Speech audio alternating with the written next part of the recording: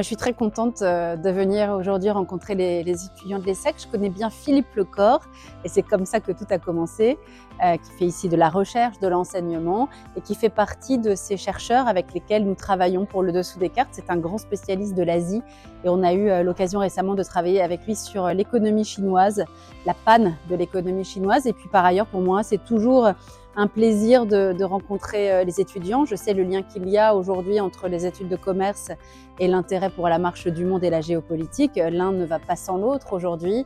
Et par ailleurs, c'est vrai que pour moi, c'est très important de rester en prise directe avec votre génération. Voilà. Je raconte le monde tel qu'il va ou tel qu'il ne va pas pour vous qui êtes en train d'imaginer le monde d'après.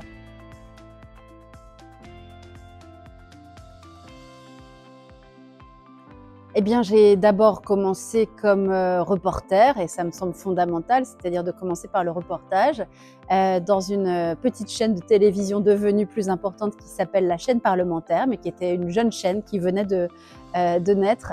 Et donc voilà, j'ai commencé par le bas, c'est-à-dire voilà, aller faire des reportages d'1 minute 30 un peu partout en France, suivre des campagnes électorales, des municipales, des législatives, aller suivre une séance à l'Assemblée nationale, faire un papier en direct. Et puis après, j'ai commencé à faire de l'antenne assez rapidement. En réalité, j'ai eu cette chance pendant assez longtemps de pouvoir faire les deux, de l'antenne et du reportage. Et puis ensuite, j'ai eu cette chance d'aller travailler pour l'agence CAPA, une agence de reportage internationale. J'ai eu la chance qu'on me confie des émissions passionnantes à Arte. Je pense à l'émission Global Mag, je pense au Soirée Théma, je pense évidemment au Dessous des cartes que j'ai le plaisir de diriger et de présenter depuis 2017. Et puis, j'ai fait une incursion en radio aussi pendant 4 ans, entre 2017 et 2021, à France Culture, où j'ai été productrice de l'émission L'Esprit public.